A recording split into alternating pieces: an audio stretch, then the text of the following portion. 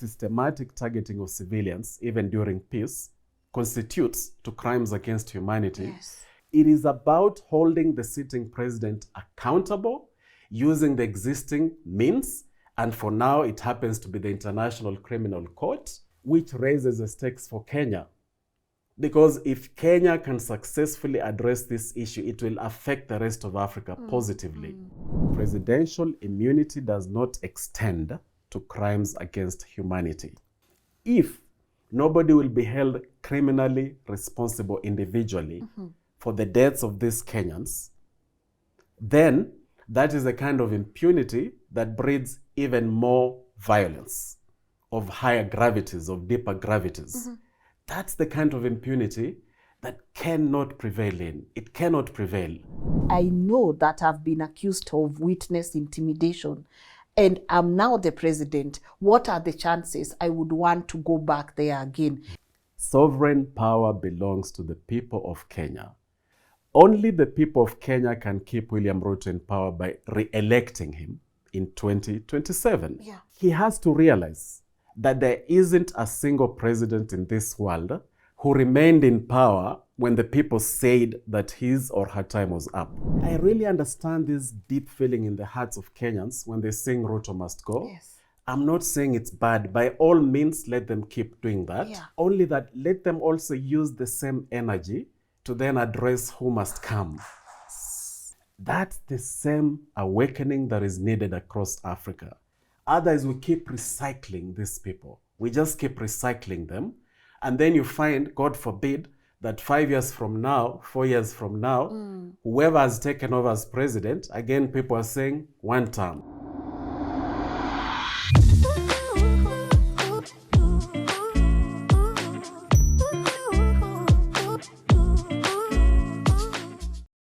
Hey guys, welcome to today's episode of LNS. My name is Lynn Ngugi, and guys, honestly, I've missed having conversations with you.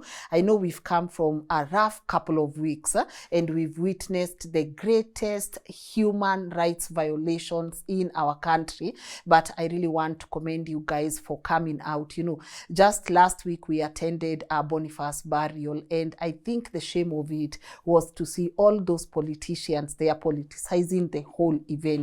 And I remember one person made a statement and he said, Lynn, by the way, you know, Bonnie might have just been hawking masks and he might have been sleeping hungry, and none of these politicians would have cared about him. But today, when he can't stand and say anything, all these politicians are here to show how much they care. And I want to remind you guys, every time these politicians will find an opportunity to get votes and defend themselves and say why they are the next best presidents in this country, then you have to sit back and realize these people have wanted nothing good for us.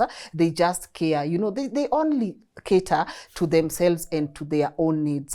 So I really want to appreciate everyone that came out for the mandamanos, the protest, and also rest in peace to all the lives that we have lost. And that forms the basis of our conversation today, because we know where there are human rights violations, then obviously someone has to be answerable. And today I brought an incredible person on the show, DJ Bwakali. You guys, you have seen him in this platform, and he's here to answer the most important question majority of us are asking today: is Ruto headed for the ICC? And also, is the ICC the only hope Africans have, and are African countries failing themselves when they get to rely on the Hague or other international courts?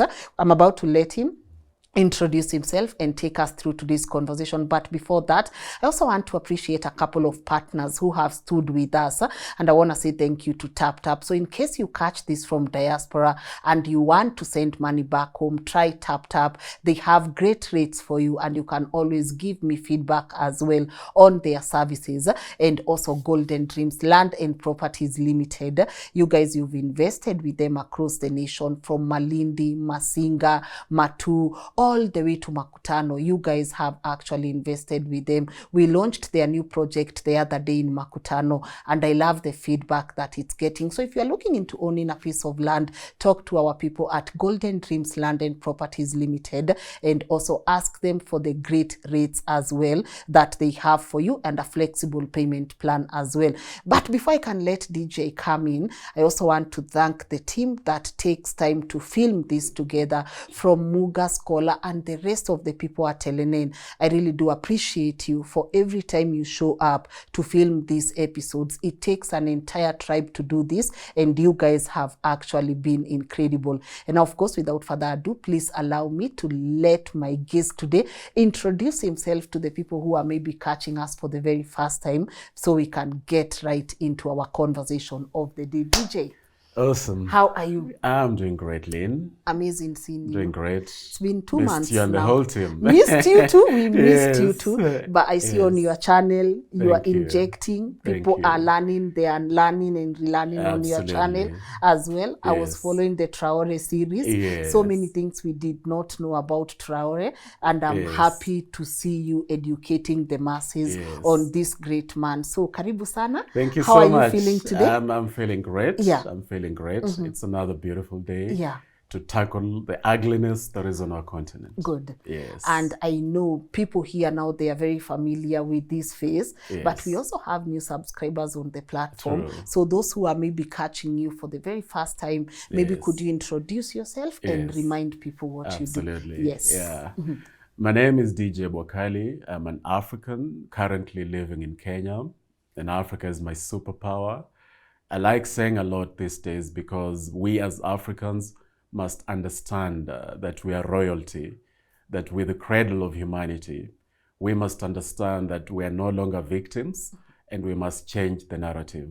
I'm also a writer because I believe strongly in telling the African story in a manner that inspires and informs. Good.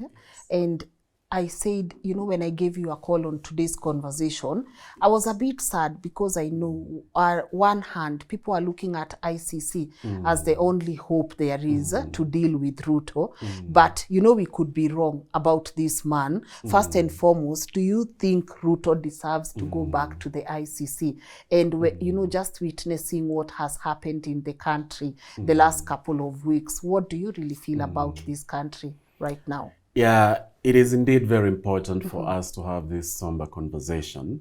And I'd like to start it off by reminding people about the sanctity of life. You know, a few hours ago, Lynn, a very, very close friend of mine, at the stroke of midnight, gave birth to a beautiful baby girl. Wow. And when I learned about it, I was so happy because I have followed her journey. And I understand the beauty of what just happened a few hours ago. Yeah. Because here is a brand new life that is now in this world. Now, if there's any human being who is individually responsible for that life, let me see their hand go up, because there is absolutely no hand that can go up. Although it takes two people to create such a life, Yeah. this life comes from the very bosom of God. And then God chooses, where will this life go to? In this scenario, God chose my friend to be the carrier of that life for 9 months. Now, the reason I tell you that is because Boniface, the mask hawker who tragically lost his life at the hand of that rogue policeman, 22 years ago, his mother also birthed that life. His mother birthed Boniface's life. Yeah. His mother had carried Boniface for 9 months. It is not William Ruto, Murkomen, Odinga, or any politician who is responsible for Boniface being born. So, it's very important to understand that, because the moment we lose sight of the fact that the sanctity of life cannot be touched, should not be touched, the moment we lose sight of that, we begin looking at certain lives as dispensable. We begin looking at certain people as children of a lesser God. Yes.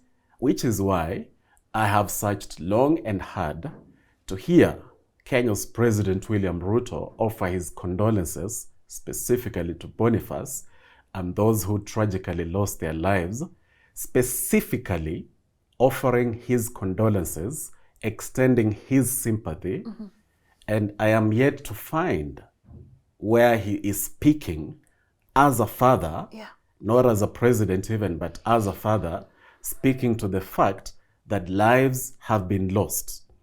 And I am deeply sorry about that. I am looking for that. I haven't found any.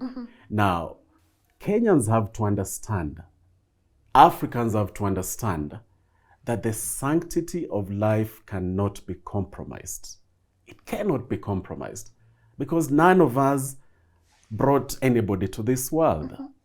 Even our mothers and sisters who carry these babies for 9 months still are vessels of this life entering the world. They are not the originators of that life. So life is extremely precious. Life is priceless. And the moment we forget that life is priceless, or certain life is not as priceless as other lives, then we begin to take for granted when this happens. What does that say about someone's character?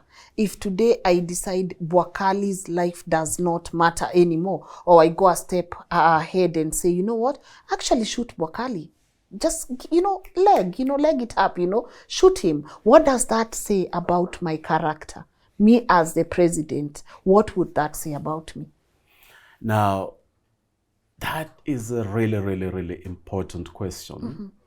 Because the moment anybody decides that a certain life is not as valuable as another life, what it says about you is that you are becoming less and less and less human. Now, if you are becoming less and less human, are you worthy of occupying whatever position you're occupying?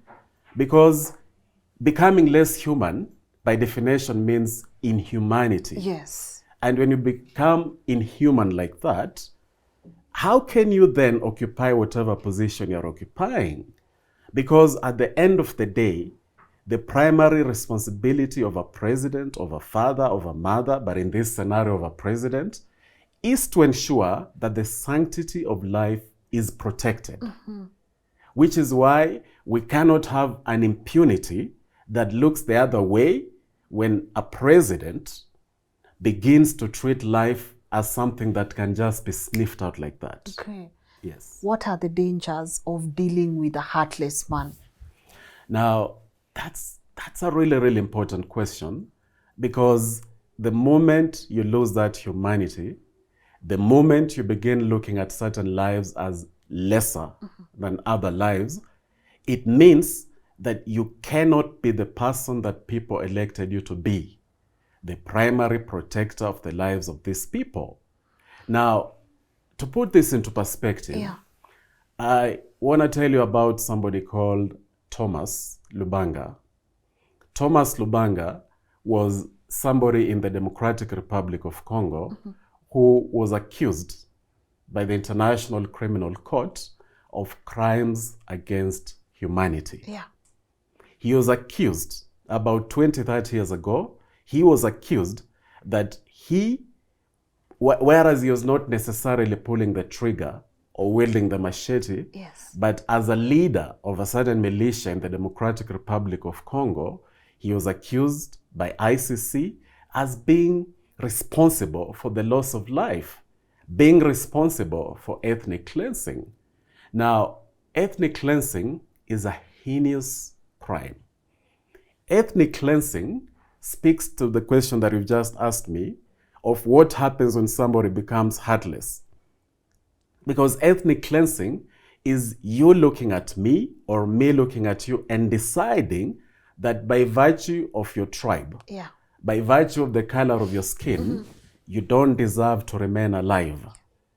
And me then taking whatever steps I'm going to take to ensure that you and people who look like you cease being alive. Now, Thomas Lubanga was guilty of that.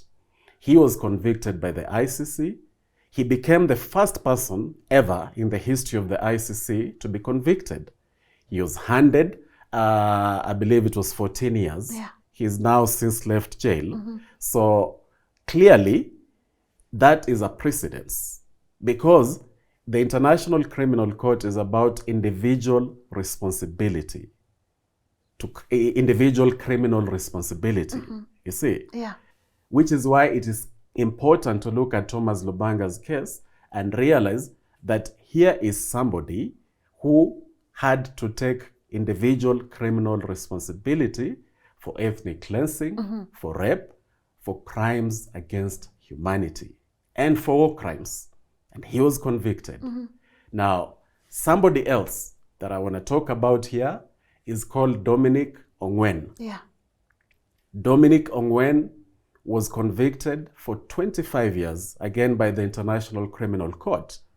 Dominic Ongwen was in the Lord's Resistance Army in Uganda, the one that is led by Joseph Kony. He was also convicted of crimes against humanity, of rape, of ethnic cleansing. Now, those three things that I've just said, it's not like he individually committed those crimes.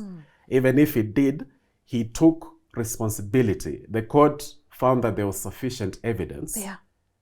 And then they convicted him because of those individual crimes that were committed in Uganda, in northern Uganda, in parts of Congo. Now, when you're looking at those two people, you have to then begin to ask yourself, what does that precedence teach us?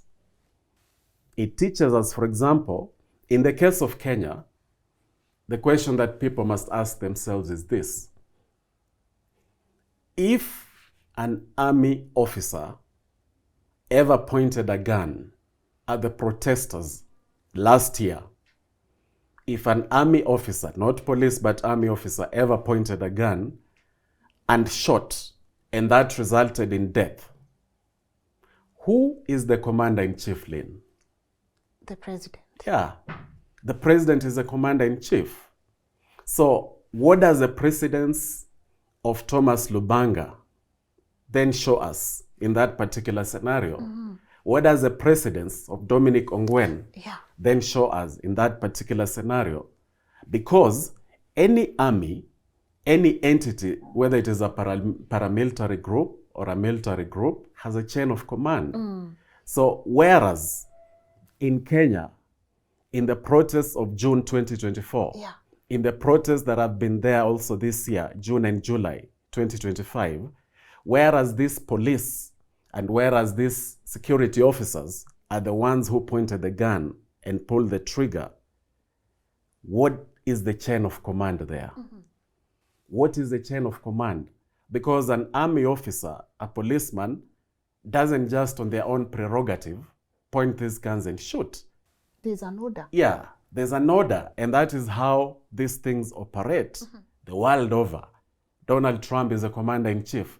He's the one who gave the order for the US bomber jets to go and bomb Iran the other day. So it's the same in Kenya. It's the same in other African countries, that the president is the commander-in-chief. Now, whereas the police is a separate entity, ideally, although we know that in truth, they are not necessarily independent. But even assuming that they are fully independent, you've got to ask yourself this question: when these police officers also point their guns and shoot, are they doing this in a climate of impunity?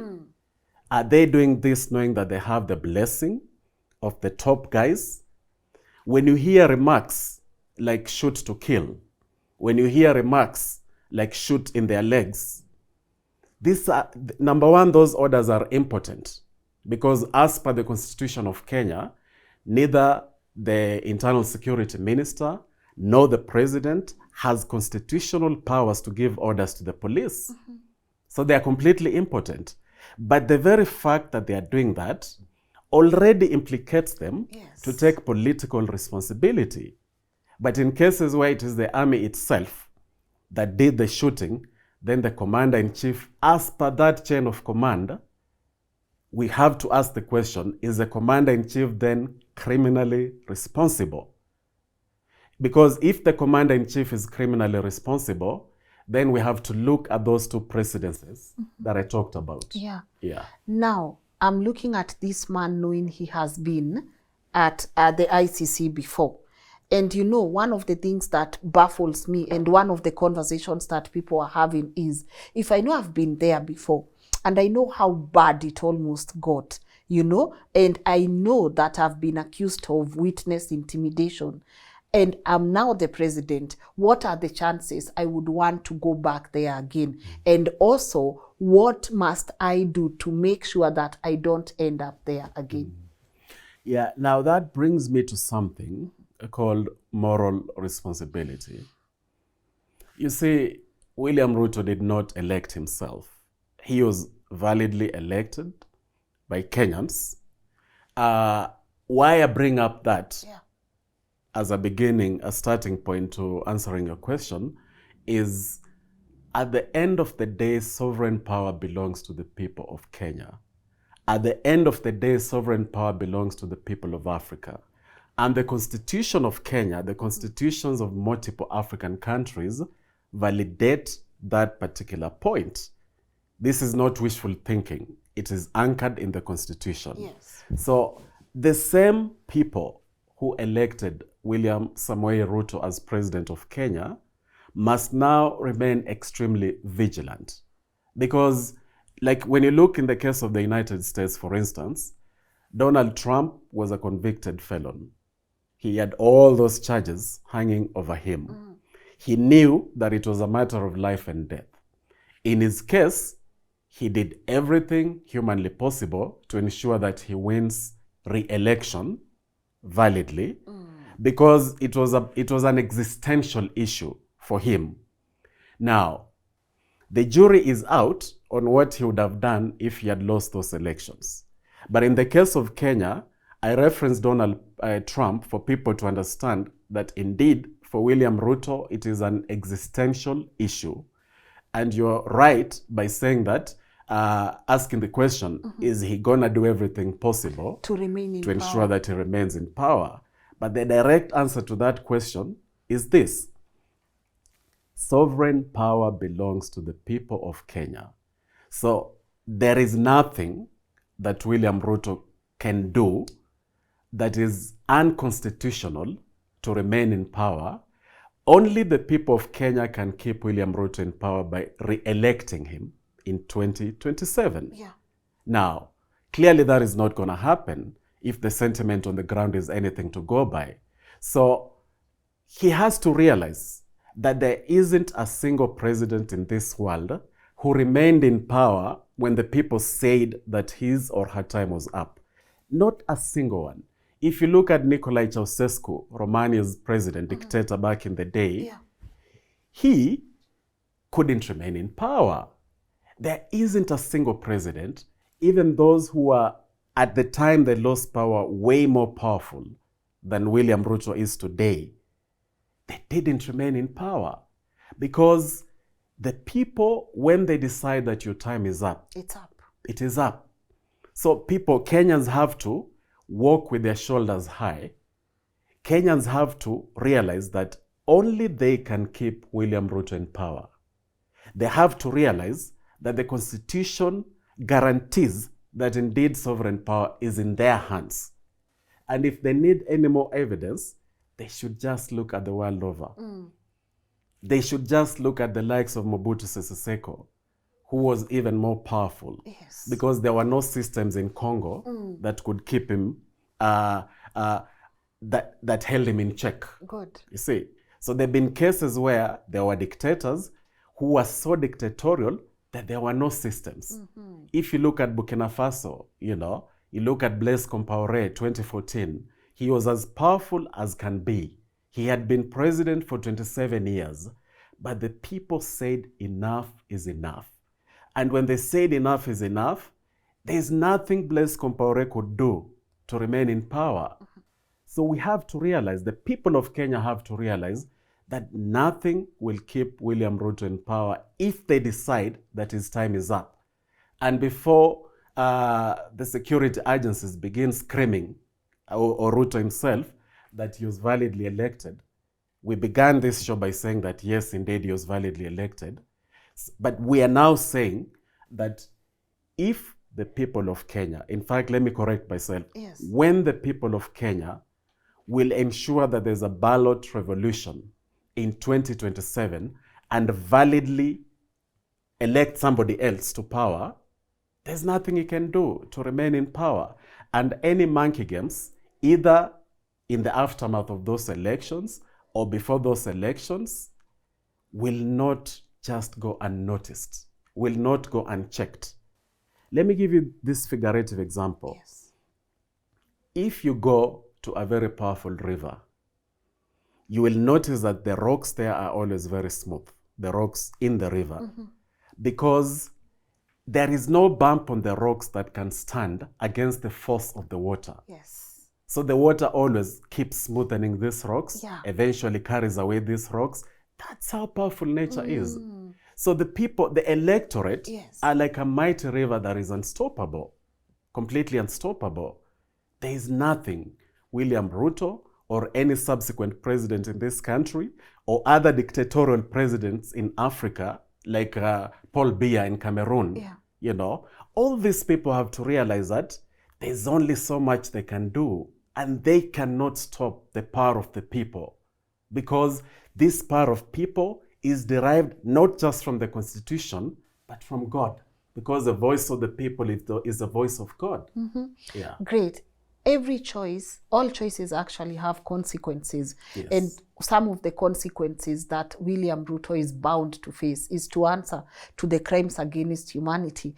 But one of the places we tend to look at every time we want the world to deal with an African leader is the Hague. Yeah. Does Africa still need the ICC? And when we are talking about the ICC, how impactful has it been to delivering justice to the African people? Yeah, great question.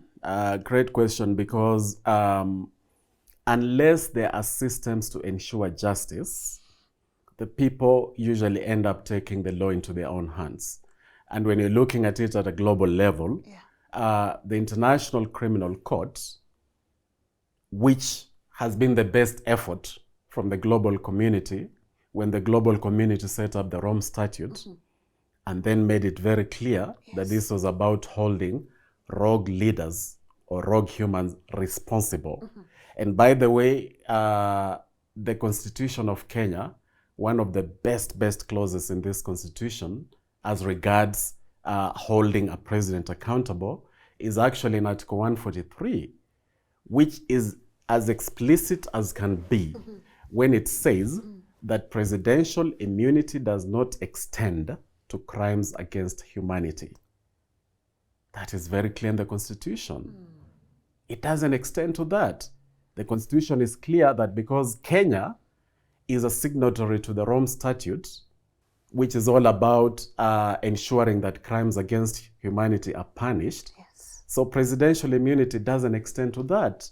It's in the Constitution. I'm so glad that they didn't mutilate it and take that away, because it simply means that no president in Kenya, the reason I keep addressing the office of the president is because one of the mistakes that has been in Kenya is by looking only at the individual. Even now as I talk to you, We are talking about an individual. yes. And whereas that is important, but there are currently millions of Kenyans who are preparing to support presidential candidates Yes. that are cut from the same freaking cloth. Now, here's the thing, Lynn. If I rip out this shirt, it will expose my hidden six-pack that is still forming. Come on now. DJ, I'm in support. I'm like, go, DJ. Yeah, Yes. it's still forming. Yes. Yeah. And once I rip it out, if you begin to chop out this part of the shirt and then wave it and say that this is different from this part of the shirt, that will be wrong, that will be stupid, that will be foolish, Yes. because every single inch of my shirt is cut from the same cloth, completely cut from the same cloth, you see. Now, the problem, and why I talked about moral responsibility a little bit earlier, is Kenyans have to smell the coffee and wake up. Africans have to smell the coffee and wake up. Because when you have people who have been part of the system for so long, when you have millions of Kenyans now angling that some of these people should succeed William Ruto, then you will find that when this, God forbid, but if any of these persons is then elected as president, these issues we're discussing on William Ruto going rogue and the need to hold him accountable, these millions of Kenyans will suddenly become mute. They will not hold that particular president accountable. And it is the same reason we're in this hot soup that we are today. Because if Kenyans had carefully examined William Ruto's track record, they would never have voted for him. Yes. I understand when people say that, some people, that Raila Odinga was never an option for some people. But the point we're making is this. There have been Kenyans in the past who ran for office, including Wangari Maathai. Wangari Maathai fared extremely poorly. I think less than 300,000 votes, or even much less, when she ran for president. There have been Kenyans who had fought for democracy in this country for a long time. Some of them, even I just read them in history books. People like Chibule Watsuma, the so-called seven-bearded sisters. These were champions of democracy. These were champions of human rights, George Anyona. But Kenyans never voted for them. Never ever voted for them. People like Professor James Ole Kiapi, when he was a permanent secretary of education, a lot of Kenyans were praising him. Great guy, doing a great job. But the moment he ran for President Lynn, nobody wanted to vote for him. Because Kenyans were divided between either you're voting for Odinga or the Kenyattas. Either you're voting for Ruto or Odinga.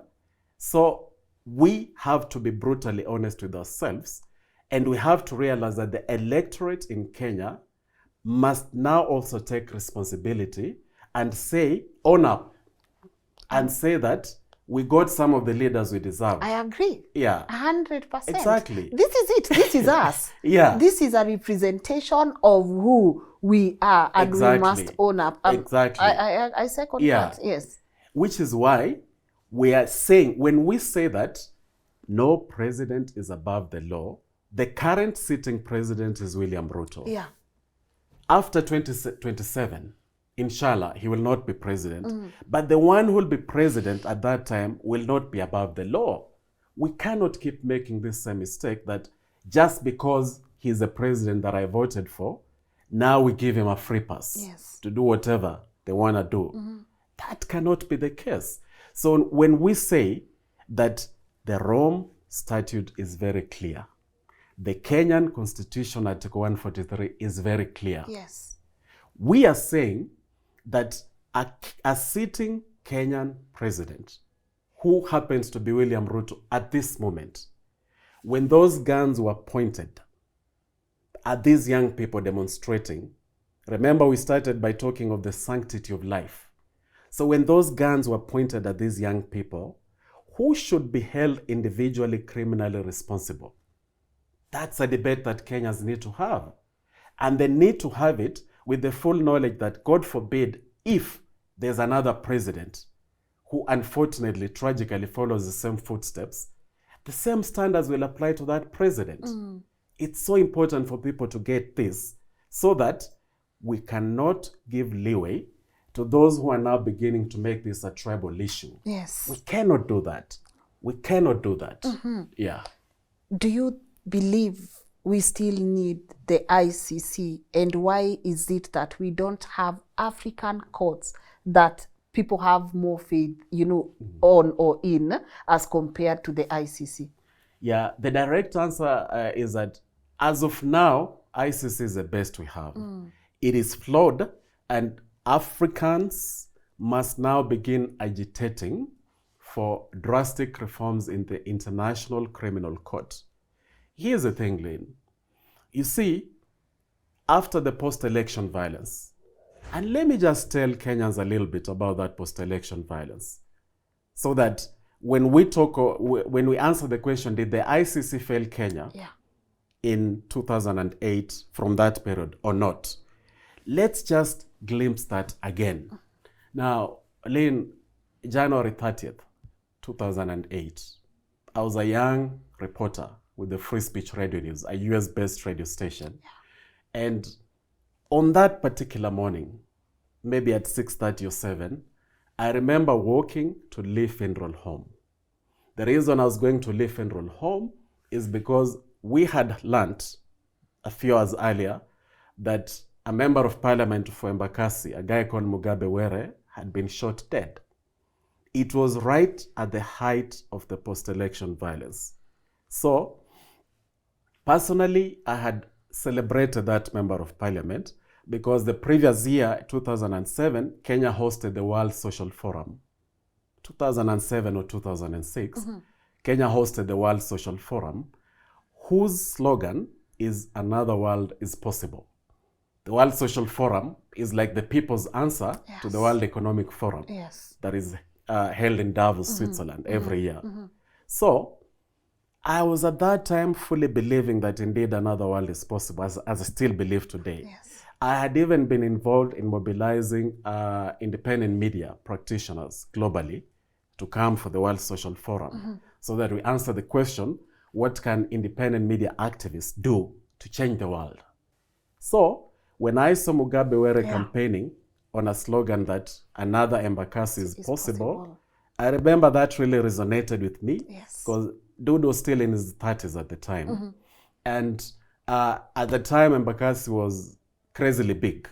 Like, it was bigger. The population of Embakasi was bigger than some small African countries or some small countries globally. Yes. So the fact that he won says a lot about the kind of leader that he was.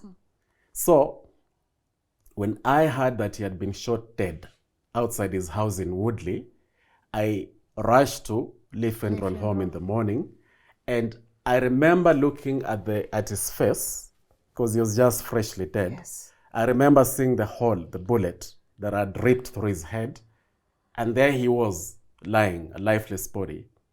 I remember then leaving Leaf Funeral Home, and at that point, the gravity of what was happening in Kenya completely struck me. I remember then walking to Nairobi Women Hospital, where again I discovered that there had been massive rape of women. In that short few days that the post-election violence was already unfolding. In fact, one of the most underreported and untold stories was the rape of Kenyan women during this post-election period, because people focus on the political settlement between Kibaki and Raila and all that, at the expense of justice for all these people. Now, why I also mention Mugabe Were is because later on, 3 people were convicted. After a couple of years, 3 people were convicted for killing him. Then they were sentenced to hang. They're still alive. There hasn't been a hanging in Kenya for quite a while. Yes. But the point is that they were sentenced. Justice was seen to be done.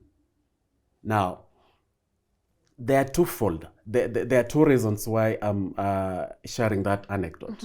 Number 1, people were held responsible for the death of Mugabe Were. Justice was seen to be done. What about the young people who died last year at the hands of the police, possibly at the hands of the army? What about those who have died this year? Has the same justice been seen to be done? Live. Yeah. We witnessed live shootings. Exactly. You know, it is there, you know. Evidence. Yeah. If ever there was evidence that cannot be denied, it's that one right there. It is this. Now, if people will not be held responsible, if nobody will be held criminally responsible individually for the deaths of these Kenyans, then that is a kind of impunity that breeds even more violence of higher gravities, of deeper gravities. That's the kind of impunity that cannot prevail in. It cannot prevail. And we need Kenyans to look at it through those eyes, that when you allow impunity to prevail in the name of being politically correct or protecting your own or wanting to keep the peace, you simply empower and enable much, much more violence in later years. And that is unacceptable. It's totally unacceptable. Great. Yeah. And you know, back to 2007, just like you, I witnessed a lot of it. Actually, every time I talk about it, it hits close home because we were at the center Yes. of all these chaos. Yes. But you said, a lot of ethnic cleansing happened then. Yes. There was a lot of tribal division. Yes. And that's the same tactic the president and his people have been trying to use. The last couple of weeks, we've seen it live. Yes. Some tribes being said, they've said a lot of things about different tribes here and there. Yes. But we've also seen that backfire right in front of them. Yes. Why do you think these old tactics no longer resonate with people today? Because thankfully there's a new generation of Kenyans, there's a new generation of Africans that are saying, Tosha, enough is enough. Yes. There's a new generation that is celebrating the diversity that we have in Kenya, that we have in Africa, but not allowing that diversity to become walls that are dividing us. Yeah. You see, there's that new generation, and this new generation also understands one thing. You see, this new generation has answered the question, understands what is crimes against humanity. Crimes against humanity is systematic targeting of civilians, even during moments of peace. Even during moments of peace. Because the International Court of Justice is the one that deals with state-level disputes. Yeah. For example, in South Africa, took Israel to court. It was at the International Court of Justice. Now, the International Criminal Court, going back to that, the reason I still think it's the best we have, although it needs reforms, is because, unlike the International Court of Justice, any individual can take a case to the International Criminal Court. And it has been very, very clear on its definition of crimes against humanity. So, if it says, as it does, that systematic targeting of civilians, even during peace, constitutes to crimes against humanity, Kenyans need to answer the question, was there targeted, systematic targeting of civilians? There was. There was, right? Yes. Last year and this year. Yeah. Now, if there was targeted, systematic targeting of civilians, Kenyans then need to answer the question, who is individually, at the highest level, who is individually criminally responsible for that? Yes. You see, because if we look at it systematically like that by following the law, then it will be much more harder for William Ruto to bring in this tribal thing. It will be much more harder to say that a certain community is now targeting me. And my direct answer to his question, when he said very angrily the other day that was there no unemployment in Moi's time? Was there no unemployment in Kibaki's time? Was there no unemployment in Kenyatta's time? My direct answer is, we cannot, as regards the first Kenyatta, we cannot go to wherever he is after he died to hold him responsible. He's not the president now. You are. Yeah, you are the president. Neither can we go to Moi, wherever he is, to hold him responsible. Even Uhuru Kenyatta, who is alive, is not president. You're the one who is president today. And William Ruto and all African presidents also need to understand one thing.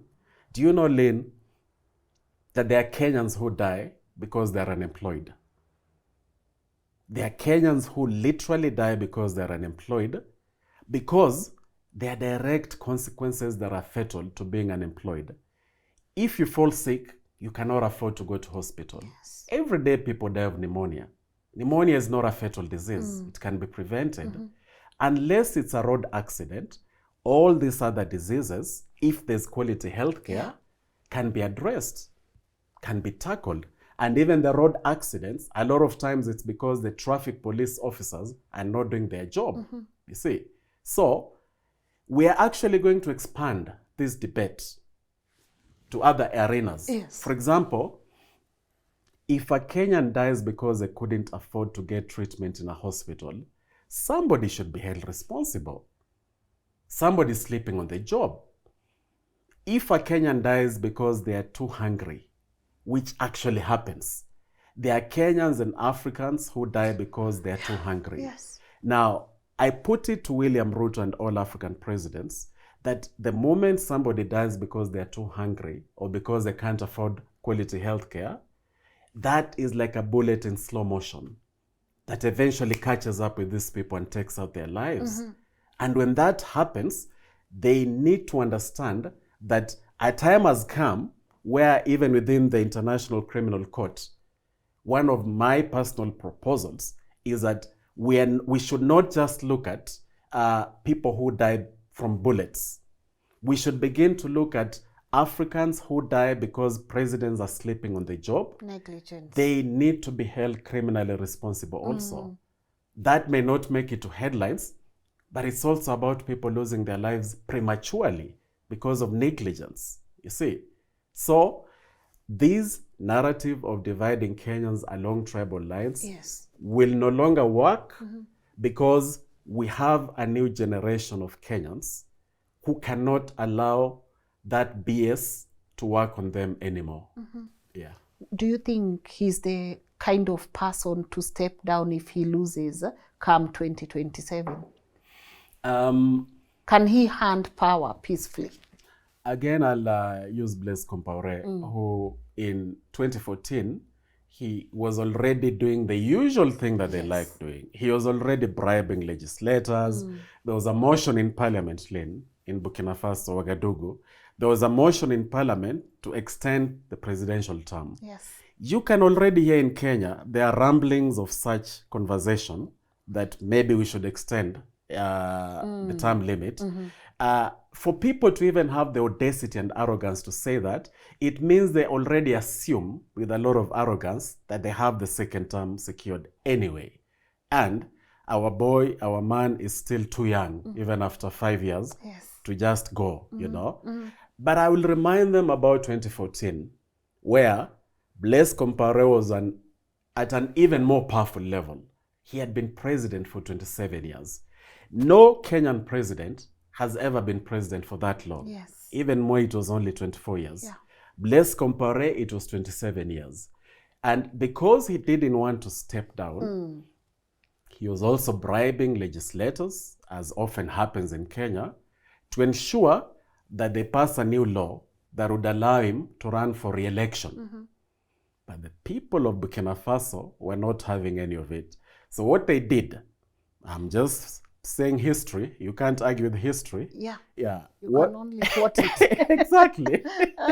What the people of Burkina Faso did, they said, okay, you want to use that parliament, our house, to debate a rogue law, to extend your rogue presidency, we'll burn it down. And that's exactly what they did. They burnt down the parliament. That's history. And the voice of the people of Burkina Faso was so powerful that he fled. He literally fled to Cote d'Ivoire because he became persona non grata in his own country. And to date, he was then sentenced for engineering the death of the great Thomas Sankara. Although that has not been effected, you know, he has not then been arrested, but there's a sentence hanging over his neck and history has recorded. Now, William Ruto has a choice to make. Either he goes the Blaise Compaoré way, or he goes the way of other African presidents, like the Botswana president that Duma Boko defeated. That president had ruled for only one term. Duma Boko came, the current president, he defeated him, and that president went away. History will be a bit kind to him. History will not forget the fact that he didn't provide optimal presidency, optimal leadership that would uplift the people of Botswana, but history will appreciate the fact that when he lost elections, he went. So Ruto has a choice to make. Either he goes like the president of Botswana, or he goes like Blaise Compaoré. Yeah, it's that simple. And that, before again they rush to say that unconstitutional means, the first constitutional means for you as a president is when you lose elections, there's nothing to talk. You know, you are no longer president when you lose elections. But should you try any machinations, either after you lose or before before those elections, you know, if you try any machinations, the law will still catch up with you and history will still catch up with you. But more importantly, the people are watching. The people are watching, and they are not going to allow such shenanigans so that you can break the law, and then you can, as you break the law, tell them that don't use unconstitutional means. So I honestly believe very, very strongly that it is up to the president to either follow the constitution that he swore to protect or not. And it is up to the people of Kenya to also ensure that this constitution that empowers them and grants them sovereign power and also grants them electoral power, ensure that they use it. Ensure that they use it. There's nothing unconstitutional about that. And for that to happen, Lynn, Kenyans need to understand that it will take a third force. Yes. It is not about the incumbency itself, that unfortunately Raila Odinga is sanitizing. Neither is it about the second force, because the second force is cut from the same cloth. So if people pour to the elections to simply vote for the second force, William Ruto will still smile all the way to the bank and, to a fairly peaceful life in retirement. Because as long as the next president is cut from the same cloth, it will simply be a perpetuation of the same impunity. Yes. So Kenyans have to take a long, hard look at the mirror and realize that as they call for justice to be done for those who died, they also need to look in the mirror and ensure that they themselves rise to the occasion and vote in a third force that is not cut from the same cloth. Yeah. How do we deal with the shame? There's also a lot of shame in the air because, as you said, Ruto is in power validly. He was elected validly. People went and they casted votes and they voted for this man. But now there are so many people who are dealing with the shame of having voted for this person. How should they handle that? Yeah, a great question. And this is where now my candle comes in. Come on now. You came ready with a candle and a match? A very small one, actually. Yes. So this is where it comes in. Yeah. I just need you to hold for me. No worries. And then I'll... so what's happening here, what Kenyans need to understand is we're just doing two things. Number one, as I light this candle, let people imagine that that's a life being born. Now that life is not there, but as soon as I light it, let them understand that, let it symbolize the fact that just like my friend's daughter was born a few hours ago, just like across Kenya, hundreds of new babies have been born, there are almost 50 million Kenyan lives today that are also burning bright.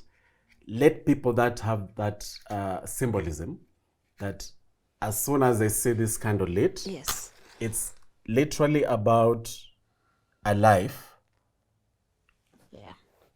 So that life, Lynn, as you hold that candle, I am gonna snuff it out.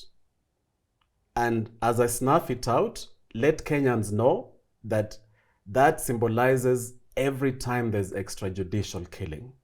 Let them remember Boniface, Rex, and all the Kenyans who have died through extrajudicial killings at the hands of the police.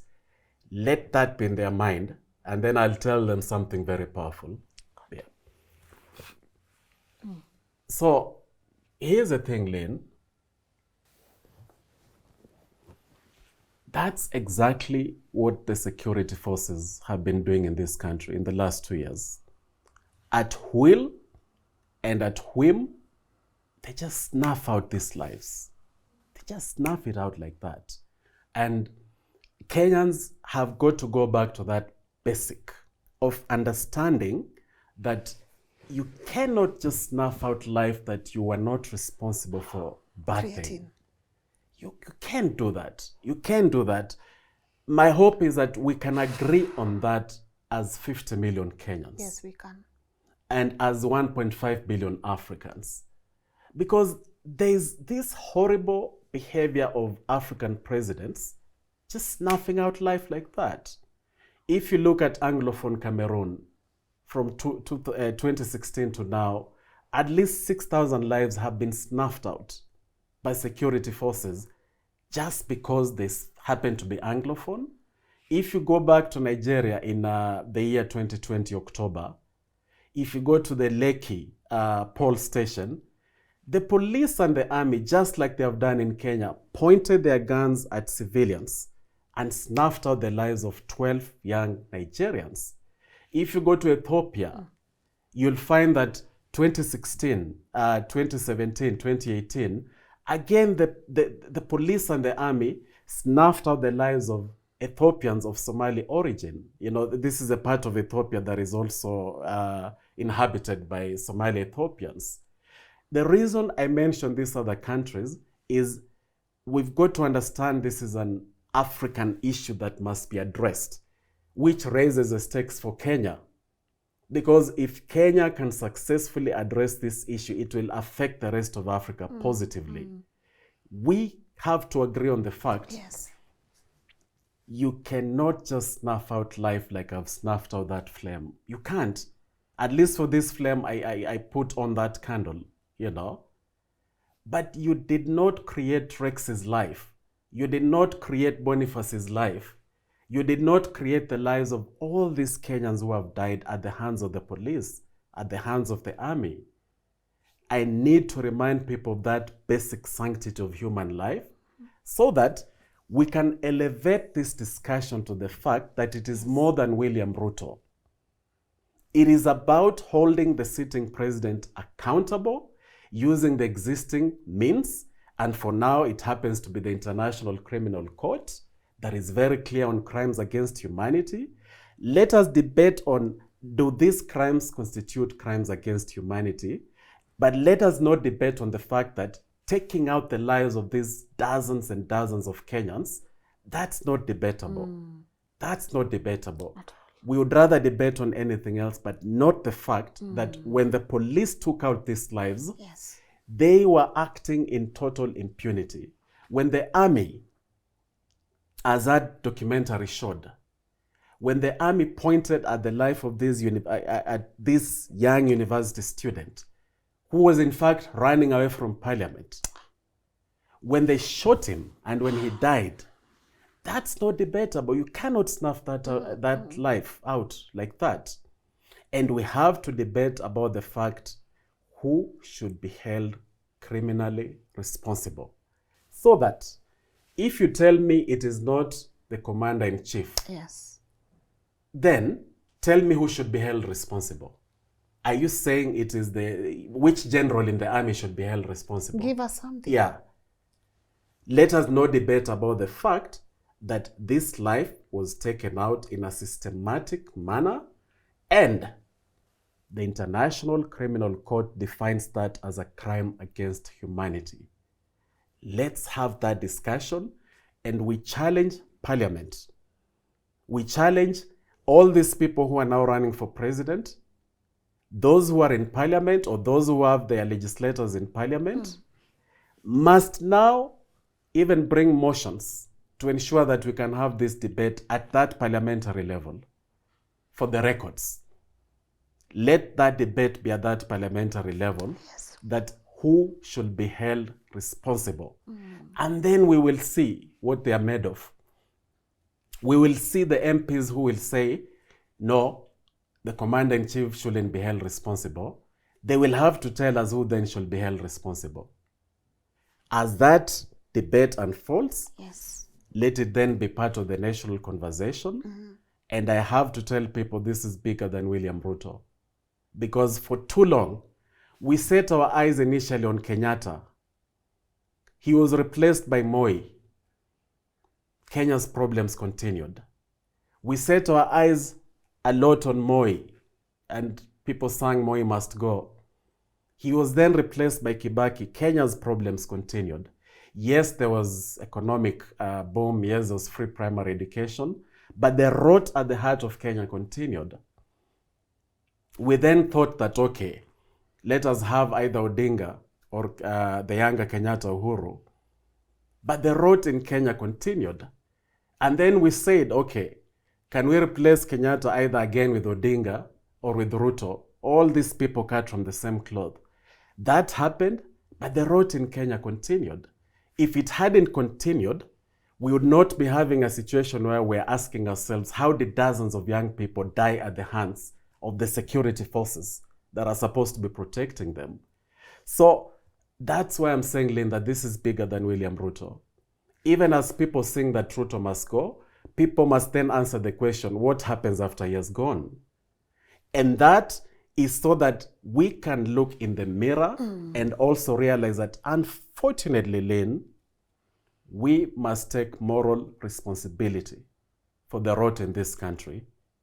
We cannot take criminal responsibility. It is these political leaders who should take that responsibility and the rogue security officers. But the moral responsibility must be taken by the electorate. And that only happens when they realize that this rot is bigger than Ruto. He is just now an exemplification, like a figurehead, a symptom of that cancerous tumor in the country. The good news, though, is that if the office of the presidency is held accountable for these needless deaths, these premature deaths of these young Kenyans, no other president who comes after Ruto will ever dare to repeat sins either of omission or commission. Yes. And at a bigger level, no other president in Africa.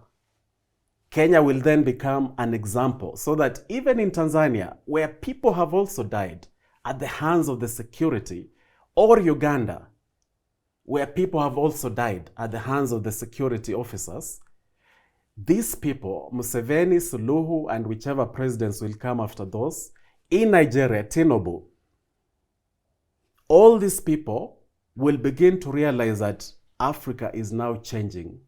There's an African awakening. Yes. We can no longer weaponize the security forces to score political points. African awakening. Yes. Thank you so much, DJ. I love that because I know you pay so much attention to that statement, Yes. African awakening, in your own platform. Yes. I'm about to let you go, but I know you have great topics lined up for us on your YouTube channel. Maybe for the people who have caught you on your personal YouTube channel, what do you want to say to them, and what do you have prepared for them as well? So after here, they can be able to come and check you out. Yeah, thanks for that. Yes. And one thing that the opposite of the impunity that we are seeing with our leaders in Kenya and across Africa is exactly what happened with LNN and African Awakening, where when I appeared on your show, you challenged me and told me that it's important for you to also develop a bigger platform where you can keep sharing these things.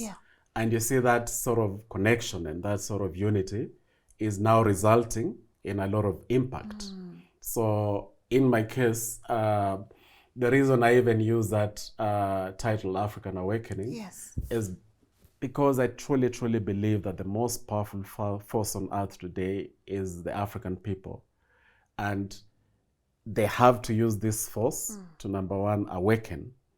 And I'm going to keep tackling what we should do to awaken fully, so that having awakened, we can then unite.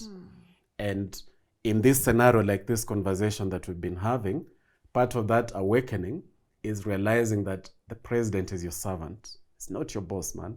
The president is your ultimate servant.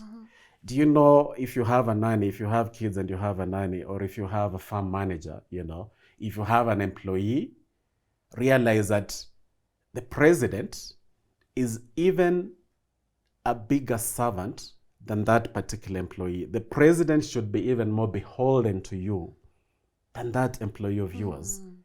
Because you elected the president, your taxes pay the president, and this big man syndrome must die, Lynn. It totally must die.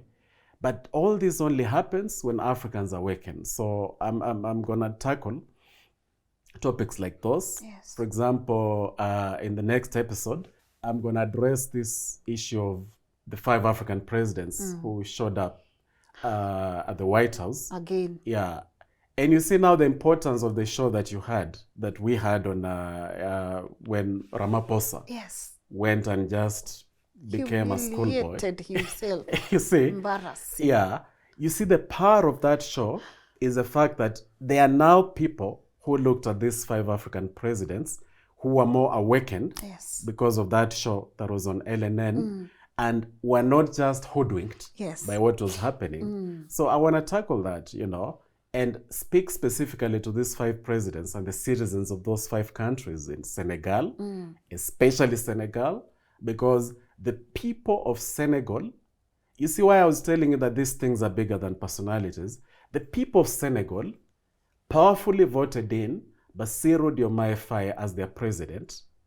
And the people of Senegal deserve much better than having Bassirou Diomaye Faye calling Trump sir and inviting Trump to build a golf course in Senegal. Yes. You see, that is something that when the people realize that, irrespective of who we then elect, we must hold them accountable. And we have to go further. I really understand this guttural, this deep welling, this deep feeling in the hearts of Kenyans when they sing Ruto must go. Yes. I'm not saying it's bad. By all means, let them keep doing that. Yeah. Only that let them also use the same energy to then address who must come. You see, who must come? Because if they're saying that, okay, Kalonzo must come after Ruto has gone, they really have to ask the question, is he cut from the same cloth or not? When they're looking at the former deputy president, yes, let them be united in singing one term, in chanting one term. Let them be united. Even I am saying one term. You see, as loudly as I can, yes, one term. Yeah. But then after that one term, we have to use the same energy to answer the question, who then deserves another term, or rather a new term, a fresh term? Yes. You see, because that's the same awakening that is needed across Africa. Otherwise, we keep recycling these people. We just keep recycling them. And then you find, God forbid, that 5 years from now, 4 years from now, whoever has taken over as president, again, people are saying one term, and so, one term. Yes. You see? So people have to use the same energy. And I've got to answer your earlier question about the shame, this issue of shame. It is not a mistake to make a mistake. The mistake is to repeat the mistake. Yes. So there is no shame in making a mistake because human is to err. Human is to err. So if you voted for William Ruto, I hope you can also take, confidence in the fact that even if Raila Odinga had won, we now know that he's cut from the same cloth. Yes. So the problem is that the third options who have been there before with the electorate were never really looking at them seriously. So there's only shame if you don't learn from your mistake and either vote for the same person who has brought this mess or vote for somebody else who is cut from the same cloth. Yeah. So that, as you are saying, Matiang'i, ask yourself a simple question on your own, even before we have a debate. Is he cut from the same cloth or not? Was there extrajudicial killings under his watch as Interior Cabinet Secretary or not? And if there was, he owes you an answer, not a politically correct answer, not an ambiguous answer, but a very, very honest answer. Yes. So the only shame would be in either voting for the same person that you voted for because you feel, what can I do? Or for voting for somebody else who is just a lesser evil. But when they get power, that lesser evil then grows and grows and it becomes bigger evil. Yeah. Ruto must go. You who must go. must come Exactly. in. I love that. I Exactly. honestly think you've given me now an idea Yes. of our next conversations, Yes. Ruto must go, who must come Exactly. in? Because now it's time for us to scrutinize the people who want to come in. Are they Exactly. cut from the same Cloth. cloth? We must be able to Exactly. scrutinize that, DJ. And that's why I was so happy the other day when I watched EJ Yes. sitting here with the Gen Zs, Yeah. because that's the kind of conversation that then LNN is now helping the country to have, so that the same Gen Zs, through that momentum, will be able to really also focus on who must come in, not just at the presidential level, but at the 1,450 wards in Kenya. Yes. They will then realize, wait a minute, this particular ward is like a little country on its own that deserves a transformative president too. And the more they have this conversation, the more they will tell themselves that, wait a minute, how old is Traore, who is celebrated now across Africa? Yes. How old was he when he became president? 34 years old. Then I hope they start getting ideas. Yes. And realize, okay, maybe I'm only 25. But maybe I can be governor. Yes. Why not? Why not? Yeah. I mean, why not? Exactly. I mean, and I believe you me, these are the kind of conversations Yes. these politicians don't want Exactly. to see young people having. Yeah. Because they know once you start paying attention to Traore, you Yeah. pay attention to the age, you pay attention to his history, Yeah. you know, the way you did a whole sequence. Yes. There's a series on Traore on your Exactly. channel, and they Yes. become enlightened. And then you start asking Exactly. yourself, why not? Exactly. Maybe ni cheesy niseme, I'm going to be president. I mean, why Yeah. not, you know? But I appreciate you, DJ. Yes. I know you are filming also for African Awakening. Yes. So I'm really looking forward to catch those episodes. But I really do appreciate you taking time and just coming to have this conversation with us. But maybe if you have a parting shot for our audience, let them hear it, you know? We must ensure that impunity doesn't prevail. It is so important to ensure that impunity doesn't prevail, because every time impunity prevails, it simply empowers more evil, more bad laws, more big man syndrome. It simply empowers that. Impunity only makes the cancerous growth of bad governance become even more cancerous, become even more malignant. And how can we ensure that impunity doesn't prevail? We can do that by ensuring that justice is done and seen to be done. We have a few instruments internationally that can be better perfected. The International Criminal Court is very, very clear about the crimes against humanity. There must be a concerted debate on these killings that have happened in Kenya in 2024, in 2025, when the police have gunned down innocent civilians. These killings that have happened, if the army was involved, who should be held individually criminally responsible? That debate must be had. We also have to strengthen the regional courts here in Africa. We should not just rely on ICC. We need to look at, for instance, the East Africa Court of Justice. It's a very important court that is, however, toothless. We must give muscles to the East African Court of Justice. At the continental level, we must give muscles to the African Court on People and Human Rights. We must give muscle to that regional court. To give you an example, Lynn, that particular court,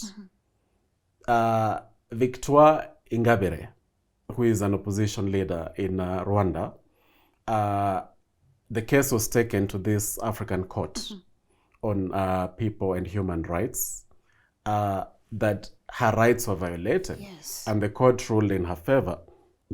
However, Rwanda then withdrew from the jurisdiction of this court, meaning that, in a sense, it was an exercise in futility.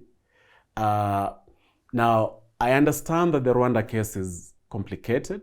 I understand that rebuilding a country from the ashes of the genocide is something none of us fully appreciates or understands.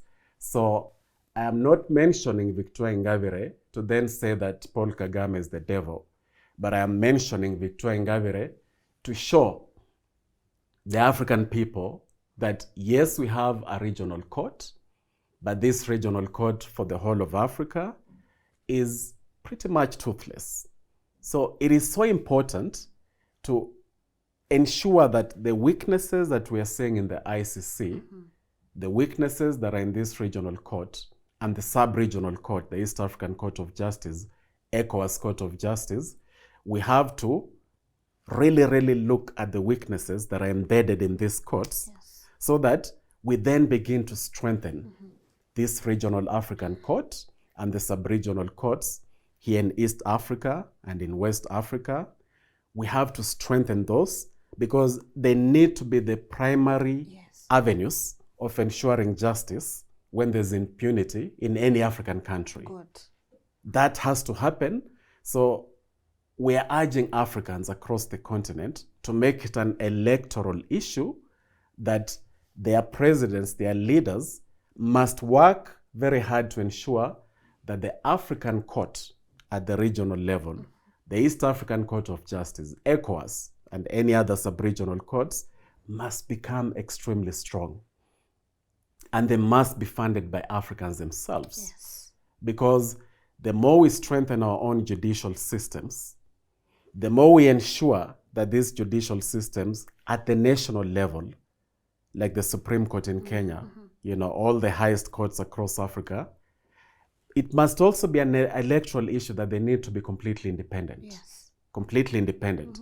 Because when you have a rotten national judicial system, it becomes really complicated, even for a perfect international judicial system, to actually bring justice to the citizens of that country. So we are urging, we must make it an electoral issue that the judicial systems at the national level, sub-regional level, and continental level must be completely strengthened. And then the International Criminal Court, we must ensure that it also begins to hold non-Africans liable. Good. So that we don't have excuses from some of our presidents that why is it that they're only convicting Africans. So we must ensure that if Benjamin Netanyahu commits crimes, if Donald Trump commits wars against humanity, if all these other non-African presidents or leaders, whether their countries are part of the ICC system or not, whether they're signatories of the Rome Statute or not, they must, at the very least symbolically, be held responsible. Because that way, we're not going to have cases where African leaders pump up nationalistic feelings and claim that ICC is a colonial entity. We are saying that ICC, for now, is the best we have, but we must work towards strengthening it so that impunity in Kenya, no young person in this country, no Kenyan, irrespective of their age in this country, should ever again have to lose their lives at the hands of the security forces that should be protecting them, and nothing is done. Good. That should never happen. Yeah. And I love that. And you know, our Africans are weak and DJ. That's one thing I know for sure. Even being in the field and being, you know, right at the center of it and listening to those conversations in the field that some of them we cannot even air here, you know, you get to realize that the African mind is changing. And I love that the focus, again, as you said, it's me doing what I can, you doing what you can, and another person doing what they must to make sure that this knowledge is being spread across the different African countries, you know. So I appreciate people like you who take time to concentrate on African matters and enlighten people. It's not something that we take for granted. So kudos to you. I know you always give me my flowers here. Thank But you. take your flowers, Thank you know, for even your Yes. channel Yes. and the great conversation. I love being on the comment section Thank you. of, you know, your videos. I love every Yes. time I go through the comment and see, and some of them are way long, you know, Yes, so you true, can see true. how thirsty people are for this Exactly. kind of conversation. So kudos Yes, to you. thank you. Yeah, I'm gonna catch you maybe Yes. in a month's time. Yes. Your girl is heading to the UK to have a couple of conversations there great, with our people in the UK. great, So great. guys, if you are catching this and you are watching from the UK, I hope we get to see each other at Kenya and Friends in the Park. The details are on the screen. Yes. And as always, when we're in the UK, we always have great conversations together that we get to air on this platform. But if you've not checked out DJ's channel, African Awakening, please make sure to check it out. Great conversations happening there. And my dream is to wake up and see DJ at 100,000 subscribers. So if you've watched this until the end, today I won't even ask you to subscribe here if you haven't, but okay, make sure you subscribe, because if you've watched until the end and you've not subscribed, Yes. guys, it's not fair, you know. But go to DJ's channel also and give him that subscription, just to make sure that he knows that we appreciate the efforts that he's putting in having those beautiful conversations on his platform. And leave us a comment here on today's topic. What are your thoughts? What are the next conversations that we should tackle together? Looking forward to going back to African history and just having conversations around that. So I hope we can be able to do that in August or September. But for now, let me know, what topics would you love to see more on this platform, especially between me and DJ? Well, you are at it. Do check out our partners at Golden Dreams Land and Properties Limited. If it's an opportunity for you to invest in a piece of land, they have great properties across the country. Last week you saw we launched their new project in Makutano, but they also have Matu, Malindi and Masinga. Check them out, guys, and also leave me that feedback. And if you caught this again from diaspora, you want to send money to your loved ones back at home, why don't you use TapTap for their great rates? They're very fast and convenient, and it's been a good journey walking, you know, this journey with TapTap. It's been amazing. I think we've been doing this together for more than 3 years, so we really do appreciate you guys for trusting LNN to speak to your audience or your clients. Yeah, and that's about it. Today I was just with my girl Scholar here. Muga is feeling a bit under the weather, so Muga, we are sending you all the love wherever you are. And of course, thank you Keith, who is just here being like, man, today I've proved myself. So Keith, congratulations. And the rest of the people at LNN, we really do appreciate you, team. Thank you for always making this happen. I see you guys hopefully tomorrow. I think we are back to our normal schedule, 10 a.m. or 7 p.m. Bye-bye. Golden Dreams Land and Properties Limited, the leading real estate company in title deed issuance, welcomes you to Malindi Precious Gardens Phase 3, just 30 minutes from Marereni, and 50 by 100 plots are going for 199,000 shillings, and 100 by 100 plots are 350,000 shillings, and it's perfect for building cottages. We also have Matu Baraka Gardens Phase 3, just 5 minutes from Matu Town, touching Kivandini Masinga Bypass, offering 50 by 100 plots for 399,000 shillings. All plots are close to social amenities with 98% neighborhood development, and prices are inclusive of title deed. Book your site visit now by calling 0726 004455 or 0718 004455. Golden Dreams Land and Properties Limited. Title deed is our DNA.